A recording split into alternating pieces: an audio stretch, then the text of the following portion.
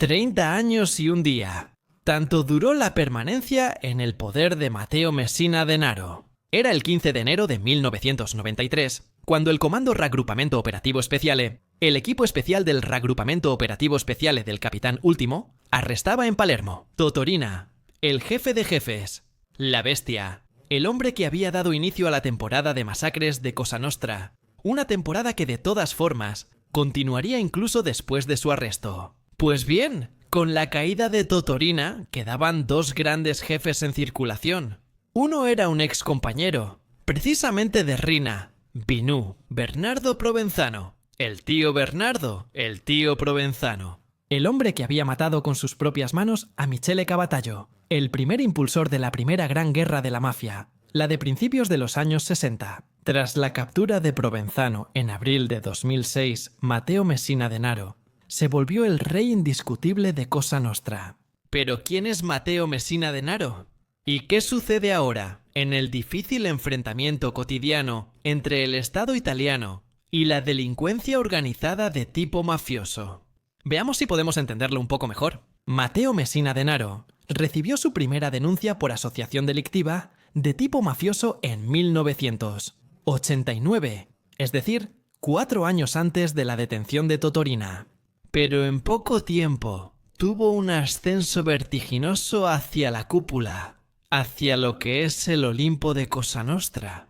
Ya en el 90, Matteo Messina Denaro se mancha las manos de sangre al asesinar a Nicola Consales, propietario de un hotel en Tristina. Un hombre que básicamente se había quejado de la presencia mafiosa en la zona. Matteo Messina Denaro, en ese periodo, era miembro de la banda de Castelvetrano, su pueblo de origen. Y pocos, probablemente fuera del ámbito mafioso, habrían apostado por un ascenso repentino a la cima, precisamente de ese joven, poco más que un muchacho. Ni siquiera tenía 30 años cuando cometió su primer asesinato. Y sin embargo, ya había alguien que apostaba por él. Ese alguien era Baldurato, Duccio Di Maggio, quien ya había sido chofer y guardaespaldas de Rina, el hombre que haría capturar a Rina como represalia personal contra la Cosa Nostra, que lo había condenado a muerte. Pues bien, Di Maggio, años después, declarará ante los magistrados investigadores que Matteo Messina Denaro, ya a principios de los años 90, aparecía como un joven ambicioso. Un joven que, aunque no tenía una calificación oficial de jefe, lograba tener suficiente carisma para hacerse respetar, y por otro lado, el padre de Matteo Messina Denaro ya le había ofrecido una amplia delegación sobre el distrito de Castelvetrano. El padre, Francesco Messina Denaro, por otro lado, ya tenía olor a mafia encima. No es casualidad que el padrino de la confirmación de un jovencísimo Matteo Messina Denaro fuera Antonino Marotta, un picciotto, un hombre de honor, un punciuto, en fin, un mafioso. Un hombre que antes de entrar ya era un hombre con un cargo oficial. Logró bastante y se convirtió en un jefe.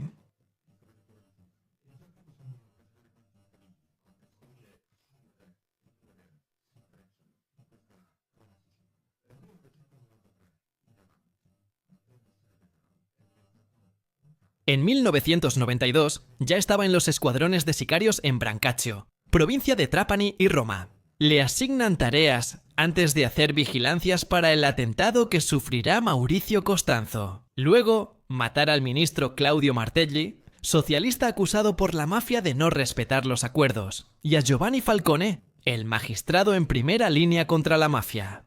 En julio del 92, tras la muerte de Falcone, Borsellino muere por la bomba de la Vía D'Amelio. Matteo Messina Denaro está entre los autores materiales del asesinato de Vincenzo Milazzo, el jefe de la banda de Alcamo. ¿Por qué? Porque Milazzo buscaba su independencia respecto al dominio de los corleoneses, al dominio de Totorina, al dominio de la facción ganadora de la Segunda Guerra de la Mafia.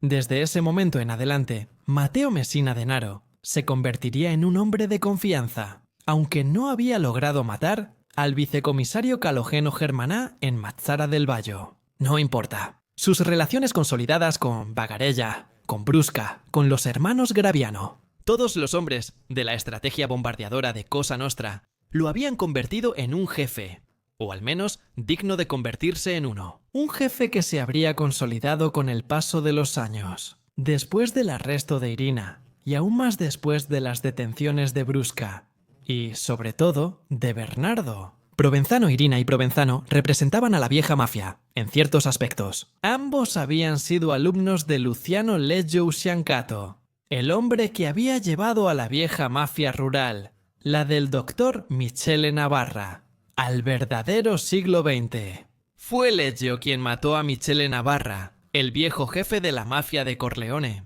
También fue Leggio, junto con otros cómplices, quien mató a Placido Risotto, el sindicalista antimafia de Corleone. De esto, además, ya hemos hablado. Bueno, sin Leggio. Habían subido las estrellas de Irina y Provenzano, quienes ordenaron el estallido de la Segunda Guerra de la Mafia. El asesinato del príncipe de Villagracia, Stefano Bontate, la guerra despiadada contra Incerillo, luego asesinado, la decisión de exterminar al clan de Busteta. Todo para tomar el poder. Y en medio, el asesinato de tantos servidores del Estado que se habían opuesto con valentía. Pier Santi Mattarella, quien se negó a relacionarse con la Cosa Nostra.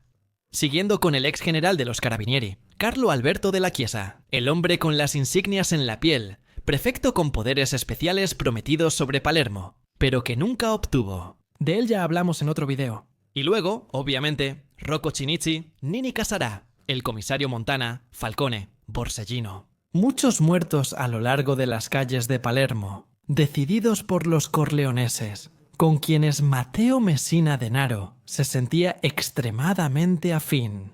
De aquí habría obtenido un gran mandato de confianza, mientras que los jefes, uno tras otro, eran llevados ante la justicia. Lo que siempre ha dado un aura de incredulidad alrededor de la figura de Matteo Messina Denaro ha sido su inatrapabilidad. No es casualidad que lo hayan apodado Diabólico.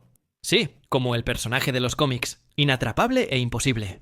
Hasta darle un rostro real era difícil.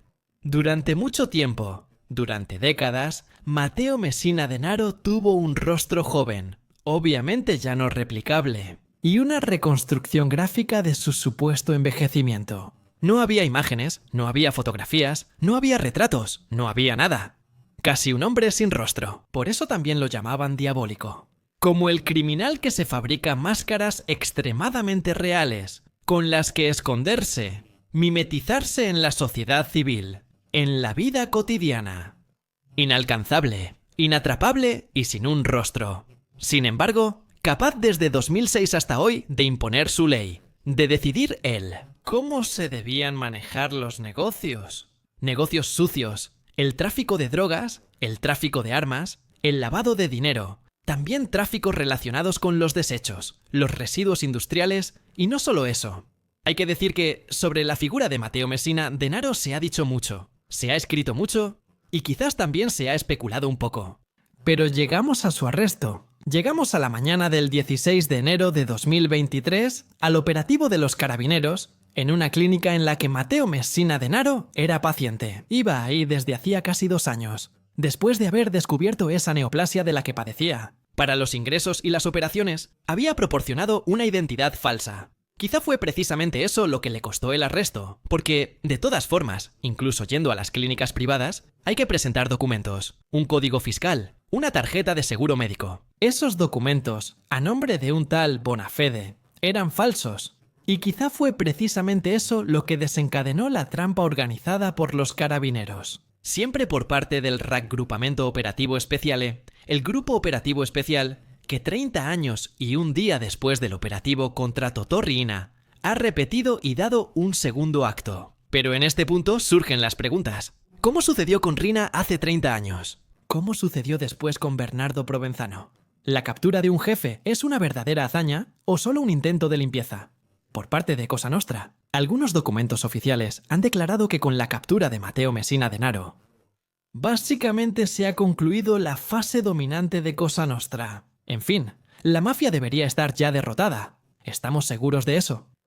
La mafia no ha demostrado estar derrotada, ni con los arrestos importantes de hace 10, 20, 30, 40 años, y tampoco con la práctica del prefecto Mori. Bajo el fascismo, la mafia siempre ha sabido reciclarse y renovarse a sí misma, como la cola de una lagartija que se regenera, o como la mítica hidra que tiene una cabeza inmortal, mientras las otras vuelven a crecer, aunque sean cortadas. Entonces, la detención de Matteo Messina Denaro, por mucho que se deba sin duda a la labor investigativa y a la astucia, a la prontitud del Raggruppamento Operativo Speciale. ¿Cuánto es mérito del Raggruppamento Operativo Speciale? ¿Y cuánto realmente es cosa de quien quiere tomar el lugar de Matteo Messina Denaro? Pensar que con él la mafia terminó es utopía. Todavía hay muchos jefes prófugos, todavía hay muchos negocios sucios por tratar, todavía hay muchos tráficos ilícitos en curso. Y por lo tanto, siempre hay intereses ocultos que no quieren salir a la luz y no quieren ser molestados o interrumpidos. Es probable, de hecho, que la exprímula roja de la mafia ya se hubiera vuelto inútil o ya no fuera tan fundamental para el organigrama de Cosa Nostra. Es probable que en su lugar, en estos 30 años de fuga, hayan surgido nuevos jefes, capaces, con el tiempo, de crecer, de entender los nuevos mecanismos, de adaptarse al siglo XXI y al cada vez mayor e imparable progreso tecnológico, además, y que por lo tanto estaban destinados a tomar el lugar de quienes estuvieron antes que ellos, considerados ya no aptos para los tiempos modernos. Por otro lado, difícilmente arrestan a los jefes jóvenes, audaces o en ascenso. La mayoría de las veces se trata de personas de 60 años, como en el caso de Matteo Messina Denaro, o incluso mayores. Personas ya en declive, años que ya dieron mucho, y siempre tienen un reemplazo listo. Eso es lo que da miedo. Porque, aunque capturen al gran fugitivo, el trabajo no ha terminado. No se puede considerar terminado. Siempre habrá alguien más detrás de él. De él. Alguien a quien buscar. Alguien a quien identificar y arrestar. Todavía habrá negocios turbios que detener mientras exista un interés. Un interés de fondo. Un interés que entrelaza demasiados lazos peligrosos. Porque, después de todo, la mafia por sí sola ya no hace nada. Precisamente por sí sola. Ya pasaron los tiempos de las bandas que actuaban solas o que solo se dedicaban a extorsionar al pequeño empresario. Desde hace décadas, la mafia hace pactos con la política local. Y no solo con los empresarios, sino también con cárteles extranjeros. Es una red de intereses, una red de alianzas, una red que está empapada de sangre y dinero sucio. Y para acabar con eso, habría que quemar la telaraña, esterilizar, matar a la araña hembra que sigue generando. No es sencillo, y se necesita, además de una gran cantidad de recursos, también una férrea voluntad. En Dentro la Historia, reconocemos a la policía, el arma, los carabinieri y la magistratura investigadora italiana, pero también los exhortamos a no detenerse, a no disfrutar demasiado de la alegría de la gloria pasajera. Es más, a insistir. Continuar. Encontrar las respuestas que todos nosotros, ciudadanos comunes, esperamos respecto a los grandes misterios de la Cosa Nostra, de las grandes masacres, de los graves hechos de sangre y de los pactos inconfesables. No son suficientes los arrestos, es necesario aclarar, es necesario limpiar. Es necesario que cada uno le dé una dimensión pedagógica a todo lo que sucede. Enseñar el valor de la legalidad a los niños antes que nada, porque mañana les tocará a ellos. Y si logramos hacer entender a las generaciones más jóvenes, las mismas que hace años celebraban en los murales, la figura de Diabolik, Matteo Messina Denaro, si logramos hacerles entender que no hay nada que celebrar y que no hay nada que imitar, así como no hay gloria, no hay honor, no hay humanidad en comportarse de cierta manera, entonces, tal vez sí, finalmente algún día lograremos decir basta con Cosa Nostra.